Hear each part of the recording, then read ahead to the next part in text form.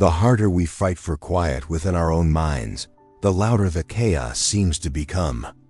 This frustrating, exhausting paradox is the key to understanding what the philosopher Alan Watts often called the law of reversed effort. It's a special kind of weariness, isn't it?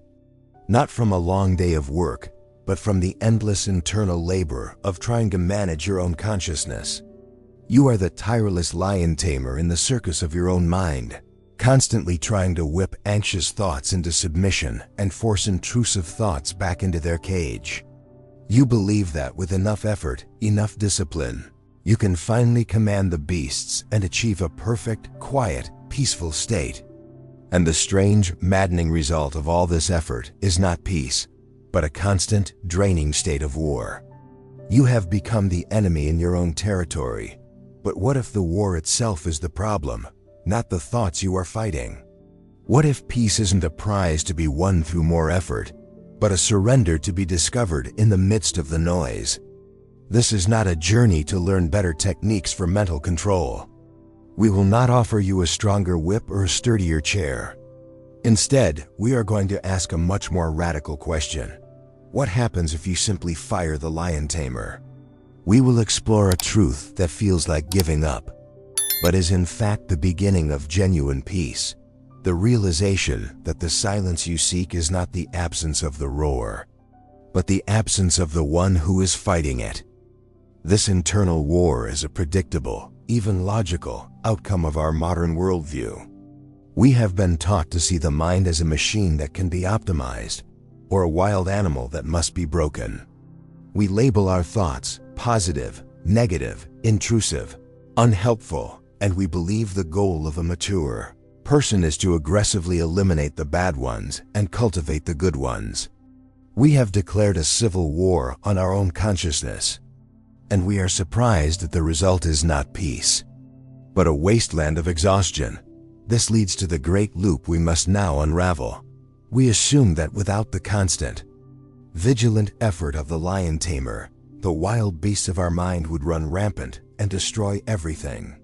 But what if that is a fundamental misunderstanding of the circus? What if the lions are only agitated because there is a man in the center of the ring, cracking a whip? To explore this, we need a guide who wasn't afraid of the lions. Alan Watts was a master at pointing to this very paradox. He drew from Taoist and Zen wisdom, which sees the mind not as a chaotic circus, but as a vast, open sky. Thoughts, he suggested, are simply clouds. They are not a problem to be solved. They are a natural phenomenon to be observed as they drift by. He offered a key, not to win the war, but to see that it was unnecessary from the very beginning. This key starts with unmasking the warrior. In the next part of our journey, we will look directly at the lion tamer. We will explore the central illusion of the I, who feels separate from the thoughts it is trying to control. We will see why this struggle is like your left hand trying to overpower your right, and why understanding this is the first step toward finally letting both hands rest. Let's begin with the simple physical analogy we promised. Your left hand trying to overpower your right.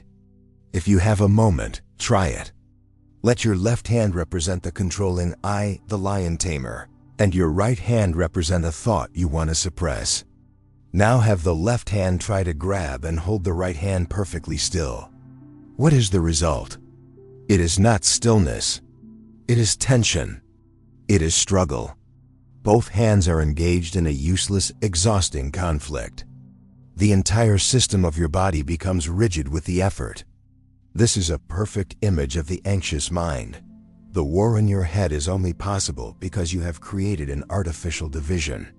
You have decided that there is a good you, the rational, controlling manager, and a bad you, the messy, chaotic, spontaneous flow of thoughts and feelings. The I declares war on the me. But are these two separate things? Are they not both happening within the single unified field of your consciousness? Notice this in your own experience. An anxious thought appears. What if I fail? That is the first lion's roar. But then, almost instantly, a second thought appears. I shouldn't be so negative. I need to get rid of this anxiety. That second thought is the lion tamer cracking his whip. It is the left hand grabbing the right. It doesn't get rid of the anxiety. It adds a second layer of suffering, shame, guilt, and tension on top of the anxiety. You have just doubled your own struggle. The great secret, the one that begins to unravel this entire conflict, is that there is no division. There are not two hands.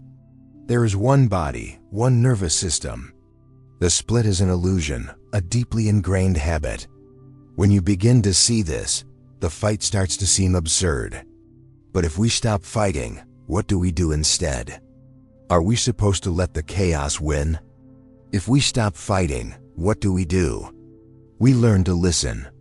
We shift our entire relationship with our thoughts from one of control to one of allowance. Alan Watts suggested we could learn to treat our own thoughts with the same attitude we have toward external sounds. Your thoughts are a kind of internal noise. The constant chatter of the mind is like the sound of traffic outside your window. Imagine you are sitting in a quiet room, trying to find peace.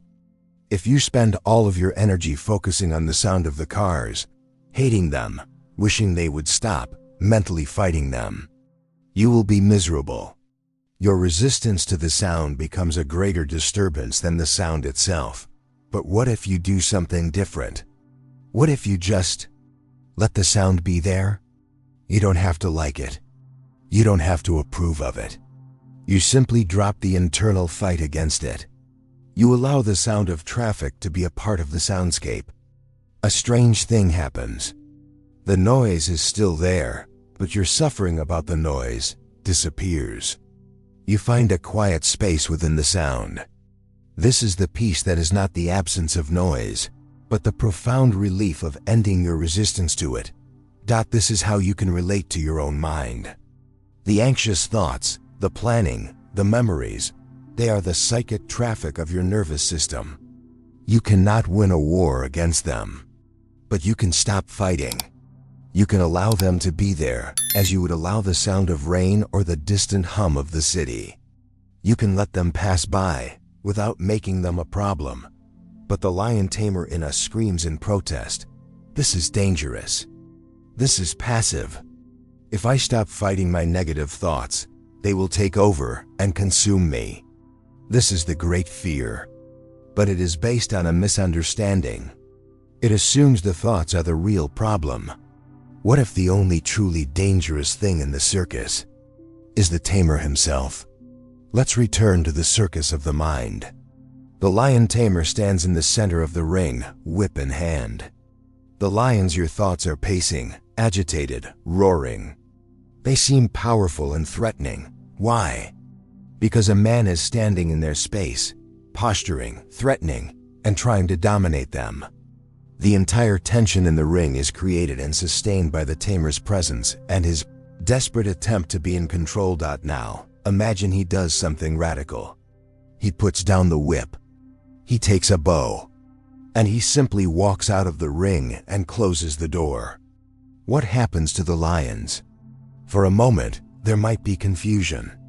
But soon, without the antagonist, without the source of the conflict, the agitation subsides. They might still pace for a while. They might yawn. They might lie down and sleep. They simply go back to being lions. They are no longer a threat to be managed because the war is over. The lion tamer is your ego, your sense of I as the separate controller. His whip is your judgment, your resistance, your constant effort to fix yourself. When you fire him, when you stop judging your thoughts and resisting your feelings, the violent agitation in your mind naturally begins to settle. The thoughts may still appear, but without your resistance, they lose their power. They are no longer terrifying beasts to be fought. They are just clouds, just traffic, just noise. This is the law of reversed effort in its purest form. The very effort to find peace is the war. The surrender of that effort is the peace. But how, in a practical sense, do you show the most deeply ingrained part of your personality to the door?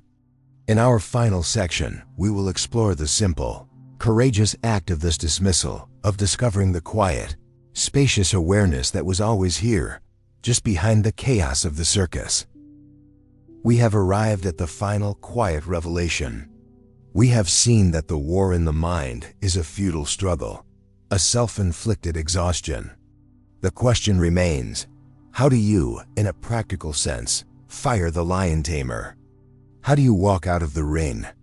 You do it by shifting your identity. For your entire life, you have identified with the lion tamer. You have believed that you are the thinker, the controller, the one who is struggling. But there is another option. Instead of being the tamer, you can become the silent, spacious awareness in which the entire circus is happening. Think of it this way. An anxious thought, a lion roars. Your habitual reaction, the tamer cracks his whip of judgment. I must get rid of this feeling. Instead of getting lost in that familiar battle, you do something new. You take one step back and you simply notice the whole drama. You notice the lion. You notice the tamer. You notice the whip. You become the quiet, compassionate audience, watching the show without getting on stage. This awareness that is watching is not anxious. It is not struggling. It is just aware. This is your true nature. This is the peace you have been looking for. You fire the lion tamer not by fighting him, but by gently withdrawing your belief that he is you. The portable wisdom is this: the mind is a noisy room. You cannot force it to be silent, but you can stop being the frantic person running around trying to hush everyone. And instead, you can become the walls of the room itself, the silent, steady presence that contains all the noise without being defined by it. When you are lost in the struggle, gently ask yourself, what is it that is aware of this struggle? That simple question points your attention back to the silent witness, the quiet background that was there all along. This changes your entire relationship with your mind. Peace is no longer a future goal you must fight to achieve. It is a present reality you can relax into at any moment. You don't have to defeat your thoughts. You just have to stop believing you are the one who is at war with them.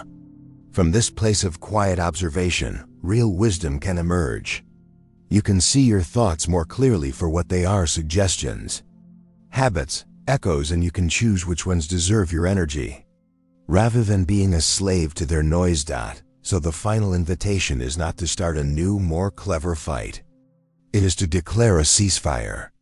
It is the radical permission to lay down your arms and simply rest in the awareness of who you truly are. As you move through your day, and the familiar chaos of the circus inevitably begins, can you remember to gently shift your attention? Can you move from the drama in the ring to the quiet, spacious presence that is watching it all with a gentle, accepting gaze?